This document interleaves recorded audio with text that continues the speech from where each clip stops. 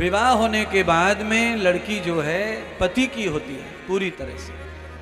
शास्त्र के अनुसार तो उसका ब्रह्म परमात्मा मालिक पति ही है, और आज का जो कानून है उसके मुताबिक पति कुछ नहीं है। जब चाहो थोड़ छोड़ दो, पति का कोई अधिकार नहीं पत्नी के ऊपर आज के कानून के हिसाब से।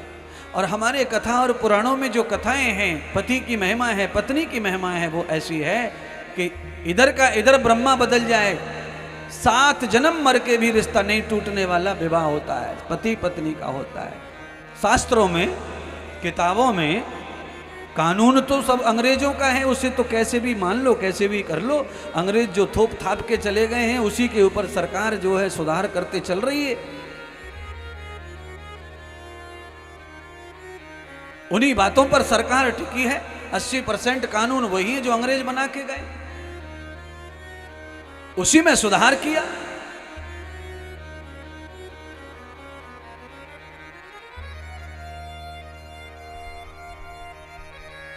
अंग्रेजों के कानून का ही संकलन है।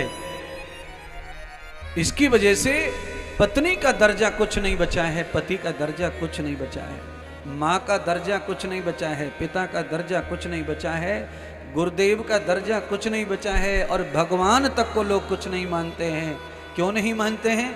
क्योंकि मंदिर में घुस के भी तम्बाकू खाने में कोई शर्म नहीं करता। किसी को भी लाज इस तरह नहीं आती है कि हम मंदिर में जा रहे हैं, मंदिर में खड़े हैं, हम तीर्थ में हैं, जहां जर्रे जर्रे कण कण में कृष्ण लीला करके गए हैं, उस रज में हम आए हैं। लोग वृंदावन आके भी नहीं वर्जित मानते तम्बाकू को, सिगरेट को, दारू, जमुना पार दारू का ठेका है, शाम को ऐसी लाइन लगती है। यानी तीर्थ में भी आदमी को वर्जित नहीं। दिमाग में क्या बैठा है? कारण क्या है? कारण यह है कि समय का बदलाव ऐसा है, आज का युग ऐसा है, व्यक्ति के साथ में युग बदल रहा है, समय बदल रहा है, और समय के साथ में आदमी का विचार और कर्म बदलता है, स्वभाव चलन बदलता है। आज मनुष्य का चलन बदल चुका है। आज से पहले कुछ और था, उससे पहले कुछ और था। पहले लोगों को धन नहीं चाहिए था पर घर वाले चाहिए थे। पहले किसी को खेती बंटवारा नहीं चाहिए था, भाई चाहिए। पहले कोई विवाह करना नहीं चाहता था, पहले माता पिता चाहिए थे। पुराने जमाने में लोग विवाह करना बिल्कुल पसंद नहीं करते थे। विवाह से लोगों को शर्म आती थी। शादी की बात लड़की के सामने कोई करे तो वो भाग जाती थी वहां से उठ के शर्म के मारे। और अब तो लड़की ही जन्म पत्रिका लेके घूम रही है।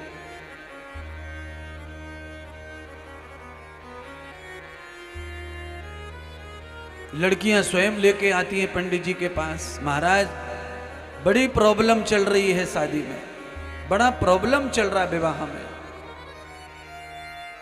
पहले शर्म के मारे लड़का लड़की दोनों ही मर जाते थे, कोई शादी की चर्चा करता था तो सगाई वाले आ जाते थे, लड़का देखने वाले, लड़का जो है छुप जाता था। लड़के को भी शर्म लगती थी पहले, लड़कियों को तो थी ही शर्म, पर लड़कों को भी पहले शर्म लगती थी।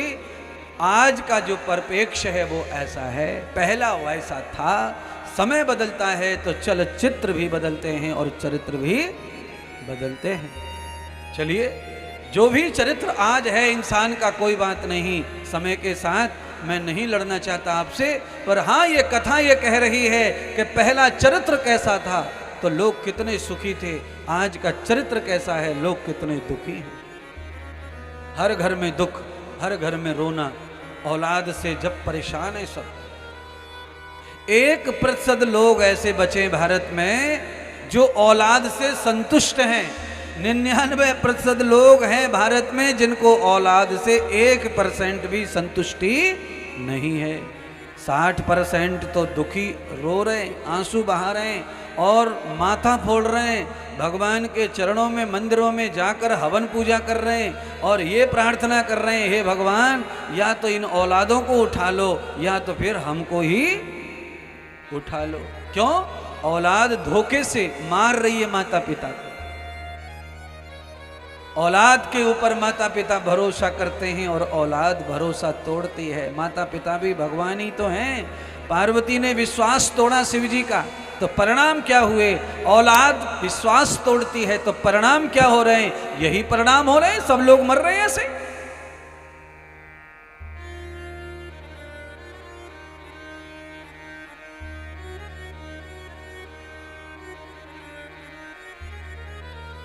इसीलिए करना क्या चाहिए? अब ये सवाल है।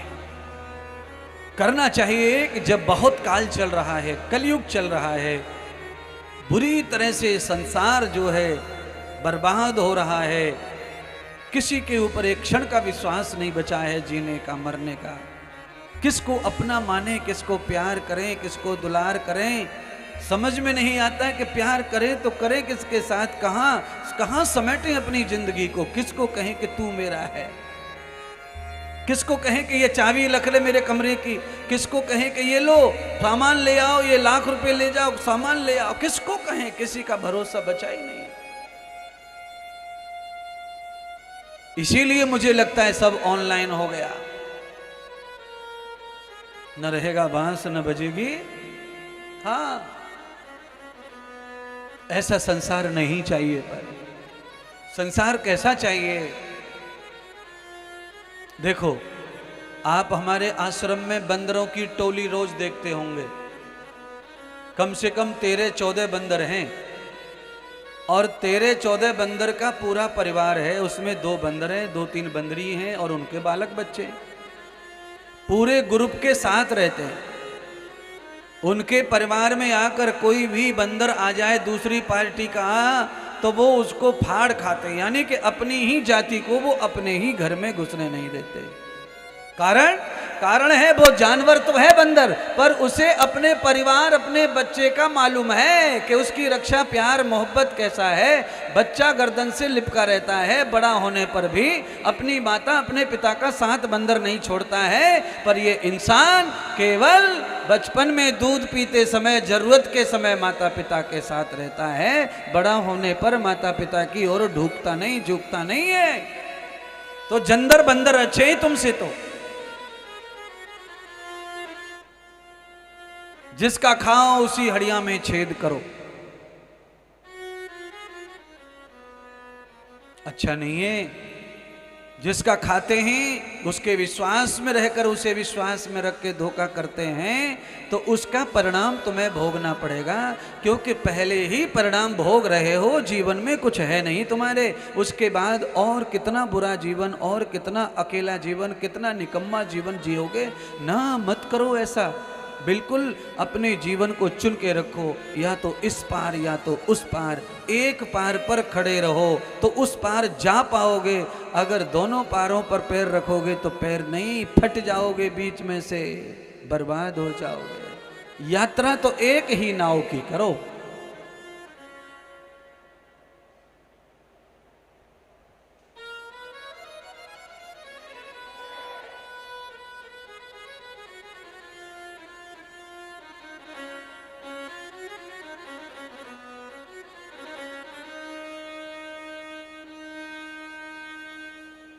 प्रयत्न करने में कोई बुराई नहीं है, प्रयत्न करना चाहिए। हमसे जितना अच्छा हो जाए उतना करना चाहिए। परम प्रभु परमात्मा की दृढ़ कृपा से माता सती का जन्म पार्वती के रूप में हो गया। पार्वती का विवाह पुनः शिव जी से हो गया। यहां तक ये कथा हो गई। अब भगवान श्री सुखदेव राजा परीक्षित को कहते हैं, राजन, ब्रह्मा जी ने मनु शत्रुपा के द्वारा जो सृष्टि करवाई, उसमें शत्रुपा के गर्भ से जो पैदा हुई 3 कन्या, देवहूति, भगवान कपिल मुनि ने अपनी मां का तो कल्याण कर दिया, पर कपिल मुनि की जिम्मेदारी एक और बढ़ गई कि उनकी बहन 9 थी और 9 बहनों का विवाह कपिल मुनि ने अपने हाथों से किया। ब्रह्म ऋषियों को विवाह कर दिया। 9 की 9 बहन ब्रह्म ऋषियों के साथ विवाह करके संपन्न सुखी रहने लगी। सबसे छोटी बहन अनुसुईया, अत्रि मुनि के साथ उनका विवाह हुआ। अत्रि मुनि के पास में सिवाय तपस्या के, भजन के कुछ नहीं था, न घर न मकान न भोजन।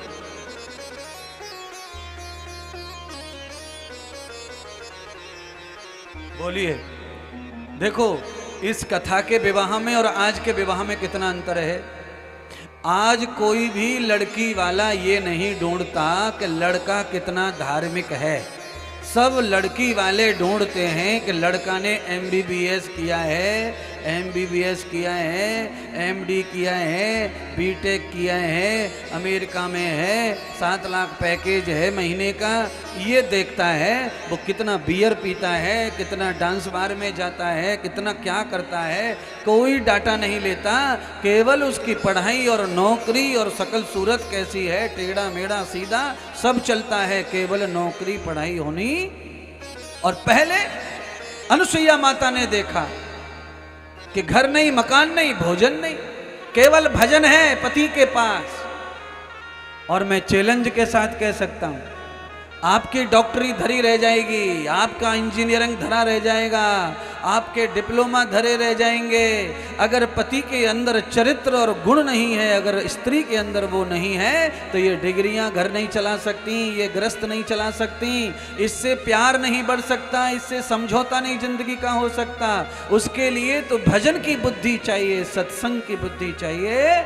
सत्संग की बुद्धि अगर हमारे पास है तो हमें केवल पुरुष के साथ ब्याह कर दो, एक भी दिन सोने की जगह न मिले, केवल पति अच्छा मिल जाए भजन पूजा वाला, वो कहीं न कहीं होके तुम्हें पार निकाल ले जाएगा और एक दिन सब अच्छा कर देगा। अनुसुईया का विवाह अत्रि मुनि के साथ हो गया। अत्रि मुनि अनुसुईया को विदा करके ले गए अपने घर। घर कहां था अत्रि मुनि का? अत्रि मुनि का घर था पेड़ के नीचे। उदंबरम व्यापकम तिष्ठ, उदंबर के पेड़ के नीचे ही ले जा करके अनुसुईया को बिठा दिया। उदंबर का पेड़ मतलब गूलर का पेड़।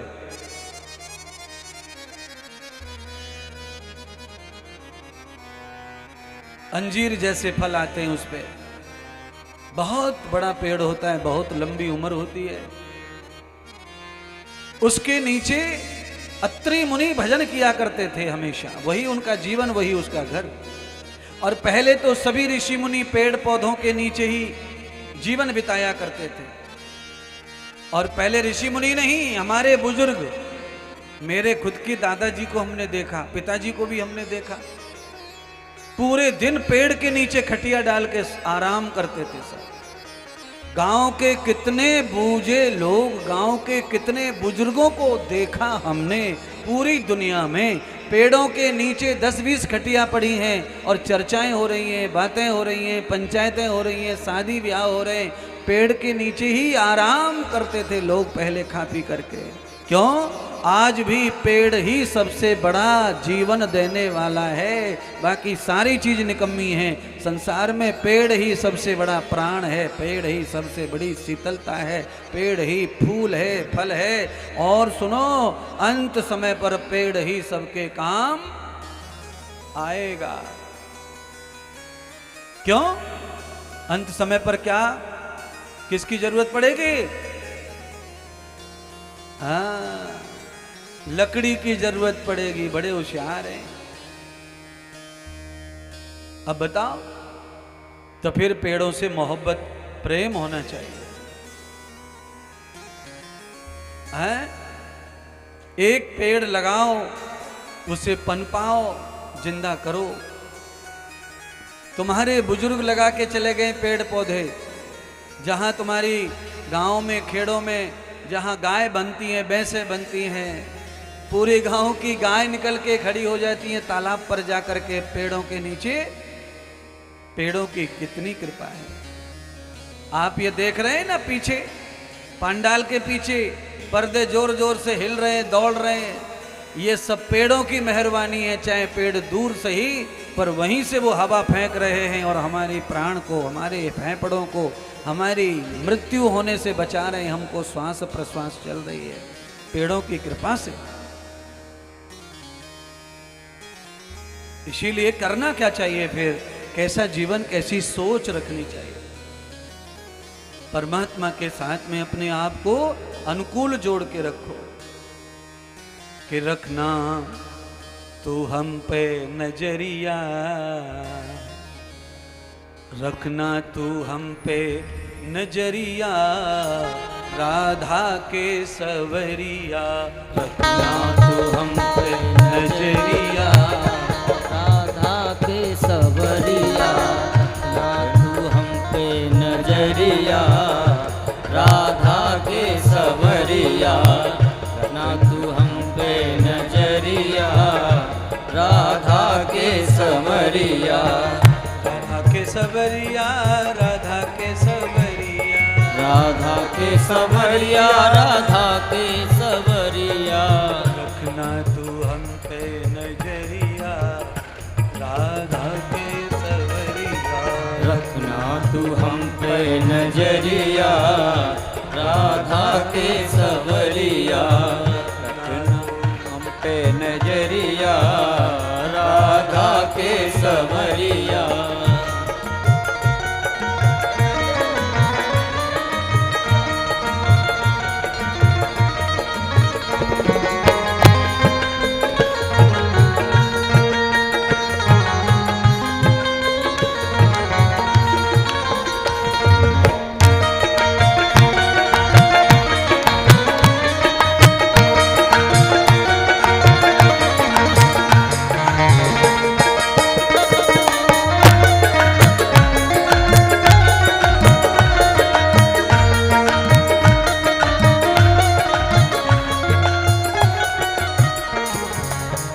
चंचल मन कहीं भटक न जाए, चंचल मन कहीं भटक न जाए, भटक न जाए कहीं भटक न जाए, भटक न जाए कहीं भटक न जाए, चंचल मन कहीं भटक न जाए, चंचल मन कहीं भटक न जाए, हम सब की लेना खबरिया राधा के समरिया, सब लेना खबरिया राधा के सवरिया, भटक न जाए नजरिया राधा के समरिया, रखना तू हम पे नजरिया राधा के सवरिया, राधा के समरिया, राधा के समरिया,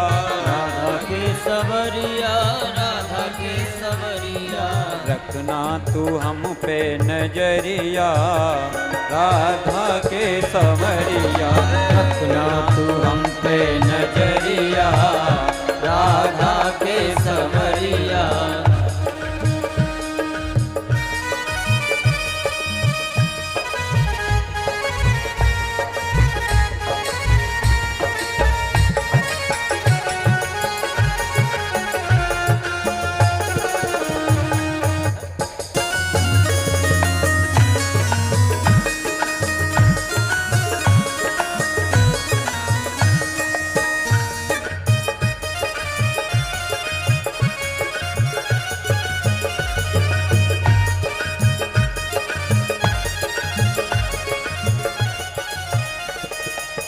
नित तेरा ही ध्यान धरे हम, नित तेरा ही ध्यान धरे हम, नित तेरा ही ध्यान धरे हम, नित तेरा ही ध्यान धरे हम, ध्यान धरे ते ध्यान धरे हम, ध्यान धरे ध्यान धरे हम, नित तेरा ही ध्यान धरे हम, नित तेरा ही ध्यान धरे हम, आना प्रभु के डगरिया, आना प्रभु हमरी डगरिया राधा के समरिया, आना प्रभु की डगरिया राधा के समरिया, रखना तू हम पे नजरिया राधा के समरिया, रखना तू हम पे नजरिया राधा के सवरिया, राधा के समरिया, राधा के समरिया, राधा के सवरिया, राधा के सवरिया, राधा के समरिया, भक्तों के समरिया, राधा के सवरिया, भक्तों के सवरिया। रखना तू हम पे नजरिया, राधा के समरिया, रखना तू हम पे नजरिया, राधा के सवरिया। रखना तू हम पे नजरिया, राधा के समरिया, रखना तू हम पे नजरिया, राधा के सवरिया। बोलिए श्री बांके बिहारी लाल की जय हो।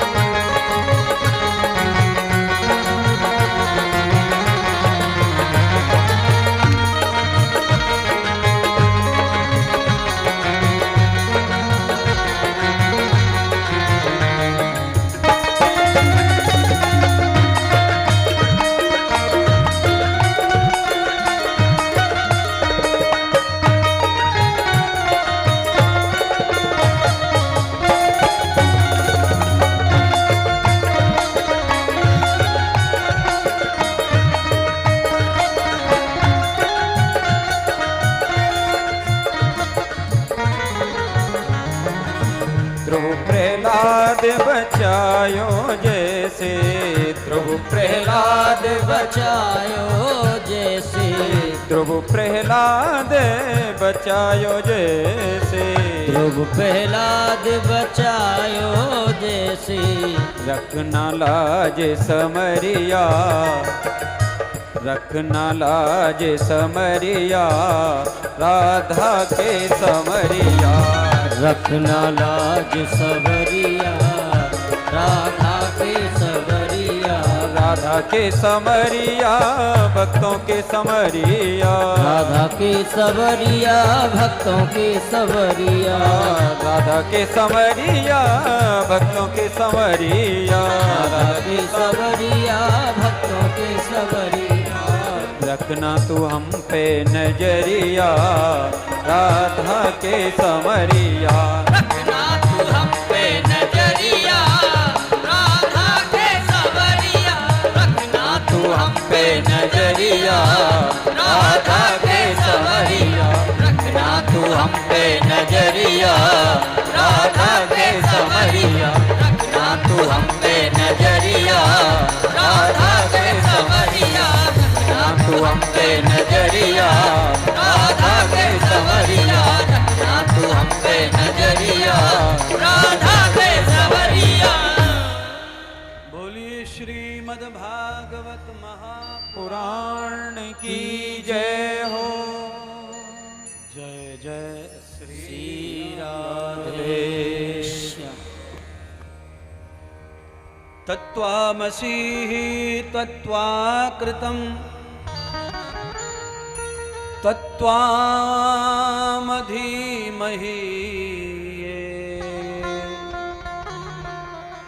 तत्त्वामवर्धितो नित्यं तत्त्वाम नाम प्रशय्यताम्।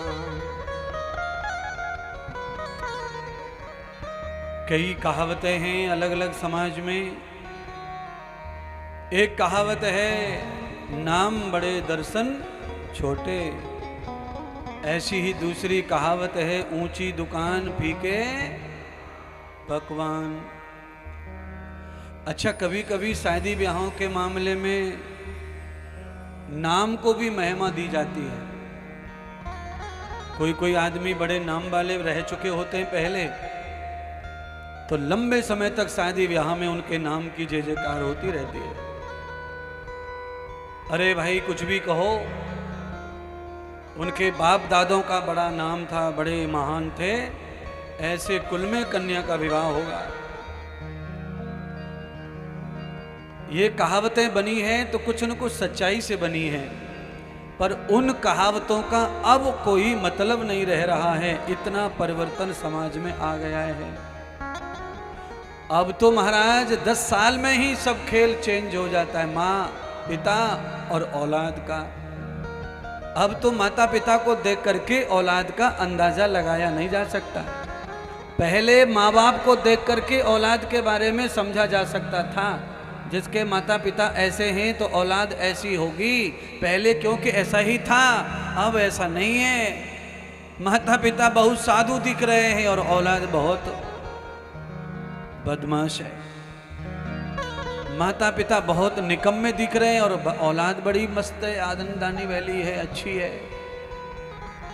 अब तो 10-15 साल के माता पिता और बच्चों का जो अंतर है आयु का, उसमें अंतर लगाना, डीएनए फिट करना मुश्किल बैठ रहा है। क्यों? कल काल का पाश्चात्य संस्कृति का इतना भयंकर विष खुला हुआ है समाज में, चल चरित्र में, जीवन में।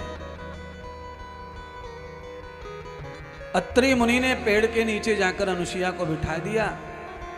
अनुसुईया ने पूछा भी नहीं पति को कि आपका घर कहाँ है, क्या यही घर है, कि यहीं रहना है, कि कहीं और जाना है। पुराने जमाने में बहू को भी विदा करके जब लाया जाता था तो सीधे दूल्हे के घर में नहीं बिठाया जाता था, उसको पड़ोसी के घर में रोका जाता था। वहीं मीठा पानी, शरबत वगैरह पिलाया जाता था। डायरेक्ट पति के घर में बहू नहीं आती थी पहले। और ऐसे ही दूल्हा भी डायरेक्ट लड़की के घर नहीं जाता था दूल्हा बन करके। उसके लिए भी बारात घर, अतिथि घर, स्वागत, बगीची, तालाब, पोखरे, बगीचियां होती थी पहले बारात को अल्प विश्राम के लिए। गांव के बाहर अल्प विश्राम होगा, शरबत पिलाया जाएगा, ठंडाई पिलाई जाएगी। उसके बाद स्वागत के लिए गांव वाले आएंगे, सत्कार स्वागत होगा और फिर बारात को सही जगह पर, ठिकाने पर रोका जाएगा। सारे जमाने लद गए, सब चीजें चली गई पीछे। अब तो आपको घर नहीं आना किसी के, सीधे आपको लॉन्च में आना है, टेंट में आना है। जहां पर भी टेंट का एड्रेस होगा वहीं पहुंचना है डायरेक्ट। लड़की वाले लड़के वाले सब घस फस एक ही जगह पर हैं और वही टेबल है। चाहे लड़की वाले खा लो, चाहे लड़का वाले खा लो, चाहे आगे पीछे खा लो, चाहे साथ में खा लो। सब कुछ परंपराएं जो थी वो समाप्ति की ओर है। अत्रि मुनि की पत्नी अनुसुईया कपिल भगवान की बहिना, देवहूति की पुत्री, ऐसे महान घर में जन्म हुआ और अत्रि मुनि को स्वयं पसंद किया था अनुसुईया ने।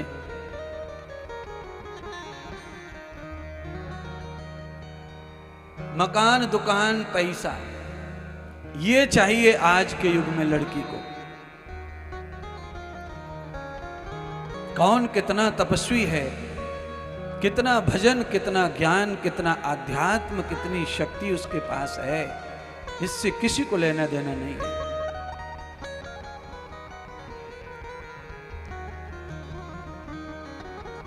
भले ही दवाई गोलियां खा खा करके शरीर में ताकत पैदा करे आदमी, किसी को नहीं पड़ी इन चीजों से। हाँ, गोली खा ले, कैप्सूल खा के ताकत बन जाएगी, पर पैसे वाला मिल जाए, कमाने वाला मिल जाए, जरूरी है, वो भी जरूरी है।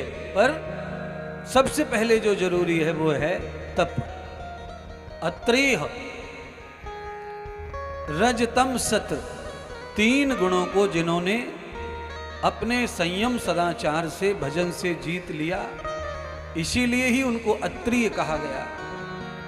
आगक्षम आगते त्रिगुणान पुण्यम, अपने तप साधना से उन्होंने 3 गुणों को अपने अंदर प्रवेश करा लिया और उन पे विजय प्राप्त कर ली। देखिए, अपने अंदर तो हम बहुत सारी चीजों को प्रवेश करा सकते हैं, काम को, क्रोध को, मद को, ज्ञान को, विज्ञान को, पर उनके ऊपर विजय प्राप्त कर लेना तब साधना बनती है, तब तप बनता है। ऐसे नहीं बन जाएगा। है? अच्छा बोलिए, आपने दूध डाल दिया भगोनी में और नीचे अग्नि जला दी, छोड़ दो उसकी लगाम, दूध को अग्नि के भरोसे छोड़ दो। मैं गारंटी ले सकता हूं, आधा घंटे में दूध भगोनी में मिलने वाला नहीं है। कहां चला जाएगा? भगोनी के बाहर जाएगा अग्नि के प्रताप से, क्योंकि अग्नि के ताप को भगोनी का दूध पचा सकता नहीं है। और उसी दूध को अगर भगोनी में रखना है तो उस दूध को संयम में रखो। संयम का मतलब है अग्नि को इस तरह जलाओ कि दूध के ऊपर अग्नि अतिक्रमण ना करे। दूध भगोनी में बना रहेगा और दूध सुगंधी देने वाला उबल जाएगा, ऐसा उबलेगा जिसमें से सुगंध आए। होली सी, जोर से होली सी जला दी और दूध रख दिया, 2 मिनट में दूध उबलने लगता है, इधर से उधर से भगोनी जल जाती है, क्योंकि अति से ज्यादा सब चीज बुरी है। अग्नि को भी सरल और संयम में रखो, आपको दूध से डरना नहीं पड़ेगा, भागना नहीं पड़ेगा दूध के लिए। अरे दूध भगोनी में रखा है, जरा देख लो, उबल जाएगा, फैल जाएगा, ये नहीं करना पड़ेगा। क्योंकि पुराने समय में घर के आंगन में गड्ढा खोद करके ऊपले डाल दिए जाते थे, गौरी कंडे, और कंडे पे रख दिया जाता था मटका, मटके में भर दिया जाता था दूध, और पूरे 4-6 घंटे तक महिलाएं काम करती रहती खेत में, खलियान में, आकर के दूध को देखती तो यम मलाई पड़ी रहती और खुशबूदार दूध बनकर तैयार हो जाता है। क्योंकि जितनी दूध को अग्नि चाहिए उतनी ही प्राप्त होती थी। और ये आप सब लोगों को समझा रहा हूं, शायद आप ऐसा ही करते होंगे, धीमी अग्नि पर दूध उबालते होंगे, हो सकता है तेज अग्नि पर भी उबालते होंगे, पर तेज अग्नि वालों को हर समय खड़ा रहना पड़ता है भगोनी के पास और धोखे से। इतना खड़ा होके भी दूध धोखा दे जाता है, उबल जाता है, फैल जाता है। इसीलिए आप जो भजन, जपन, यात्रा जो भी आप करते हैं, अगर आपने उसे कर लिया, पा लिया, पर उसे पाने के बाद उसे नहीं जीता तो वो किया न किया बराबर है। इसीलिए जो भी आपने नियम पकड़े हैं उनको जीतना जरूरी है। पर आपने तो ऐसे कोई नियम पकड़े ही नहीं है। आपके तो मनमौजी काम चल रहा है, मन आया तो मंत्र जप लिया, नहीं आया तो नहीं जपा, गुरुजी का पूछ उखाड़ लेगा है? अच्छा, गुरुजी कौन सा अंतर्यामी है जो उसे पता चल रहा होगा कि मंत्र जप रहे हैं कि नहीं जप रहे हैं? लोग ऐसा भी सोचते हैं। पर न गुरुजी अंतर्यामी है, न गुरुजी किसी का परीक्षा कर रहा है, न गुरुजी कोई पेपर दिलवा रहा है। मंत्र जप लोगे तो तुम्हारा है और नहीं जपोगे तो भी गुरुजी का उसमें कोई झंझट नहीं है। गुरुजी ने तो आपको बस चेतन कर दिया, सावधान कर दिया। अब उस मंत्र को जीतना तुम्हारा काम है। अब गुरुजी का काम समाप्त हो गया। समय समय पर गुरुजी का काम क्या है? संभालते रहना। हम छोटे थे ना तो गेहूं में पानी देते थे, और गेहूं उगता था उससे पहले गेहूं की पानी के लिए मेड़ बनाते थे मांझे से,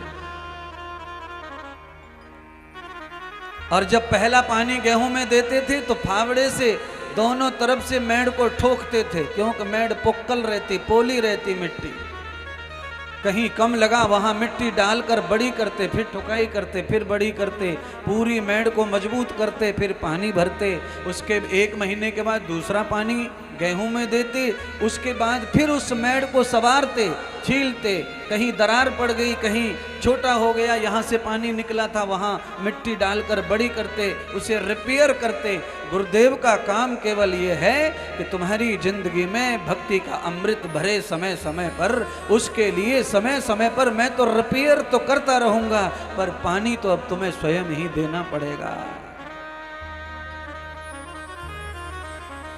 और वो तो मैं करता रहूंगा, चाहे जीवन में जो मुश्किलें पड़े। वो मेरा काम है, मेरी जिम्मेदारी है, मैं उनसे पीछे कभी हटा नहीं और हटता नहीं। आपका काम आप करो, गुरुदेव के काम गुरुदेव करें। आज अत्रि मुनि जो है अपनी पत्नी को और झटका दे रहे हैं। अनुसुईया को कहा, देवी एकादशौ यथा वर्षम महतो विद्या अपन्न गई। अरे देवी, मेरी तो 11 साल की एक और विद्या शेष रह गई है, जब तक वो पूरी नहीं होगी मैं गृहस्थ में प्रवेश नहीं करूंगा। अब ऐसे पति इस युग में कहां से लाएं, जो शादी होने के बाद पत्नी को घर लाकर ये कहे कि मेरे 11 साल की और तपस्या है, उसे पूरी कर लूं, उसके बाद अपन प्लान करेंगे गृहस्थ का। तब तक तुम घर में रहो, सेवा करो महात्मा साधु माता पिता सास ससुर की। तो मुझे लगता है न तो कोई पति ऐसा है और न कोई पत्नी ऐसी है। पत्नी अगर ये शब्द रख दे, ये शर्त रख दे कि शादी हो गई या ब्रह्मचारी रहेंगे हम लोग, तो पति तो मरने मारने पे आ जाएगा, उसके घर वाले तलाक दे देंगे, ऐसी लुगाई को रखेगा नहीं कोई। और ये हो रहा है संसार में। शादी करने के बाद ब्रह्मचारी रहने की बात क्यों कही, क्यों कही, क्यों कही? लोग ऐसी जिद पड़ जाते। अरे महाराज, शादी होने का मतलब ही ब्रह्मचारी है। शादी होना, विवाह होना, पत्नी का संग करना, वह ब्रह्मचर्य ही है। आचरयति तदाश्रमः, किसी भी आश्रम का सही उपयोग ही ब्रह्मचर्य है। ब्रह्मम आचरयति, परमात्मा के द्वारा दिया हुआ आचरण ही ब्रह्मचारी है।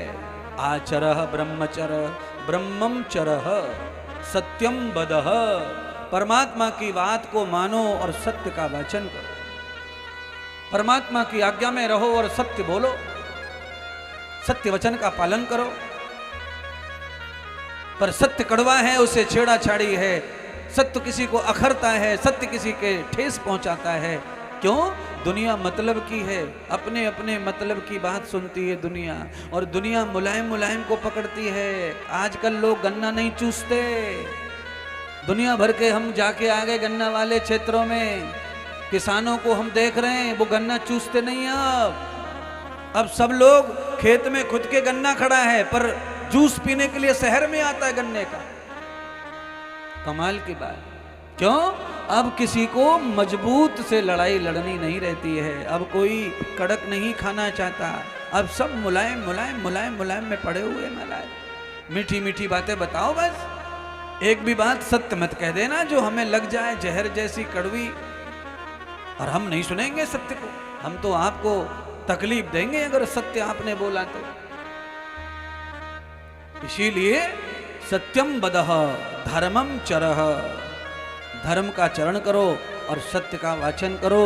परमात्मा ब्रह्मचारी ही रहते हैं। है?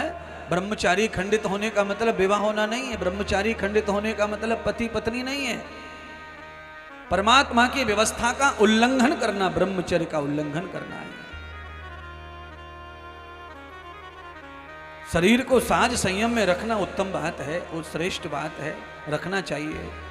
उत्तम विचार, उत्तम बुद्धि, उत्तम चर्मी, उत्तम स्वास्थ्य, उत्तम नेत्र, उत्तम शरीर रहता है। आपके शरीर में जो तत्व हैं उनकी संयम से रक्षा करो, उसको भी ब्रह्मचर्य कहते हैं।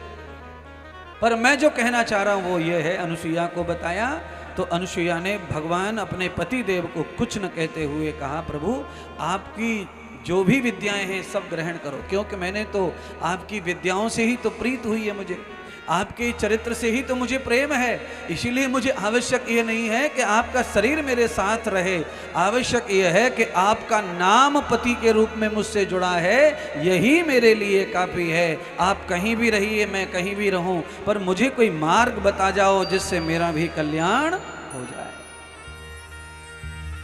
आजकल पति पत्नी अलग भी नहीं रह सकते, चाहे 10,000 रुपये मिलते हो पति को, पर साथ ही जाएगी पत्नी भी। 5-5, 6-6 हजार रुपए की नौकरी कर रहे हैं बेचारे, और पत्नी और बच्चों को लादे घूम रहे हैं। एक भैंस भी नहीं बंधेगी, गाय नहीं बंधेगी, ऐसे कमरे में रह रहे हैं, उसी में सिलेंडर, उसी में बेड, उसी में बिस्तर, उसी में तकिया, उसी में कपड़ा, उसी में बेड सेट, उसी में नाक सेट, उसी में फलाना सेट, उसी में ब्रश, उसी में कोलगेट, उसी में थूकना, उसी में।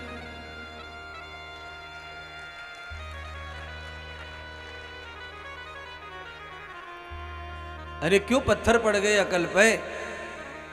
है?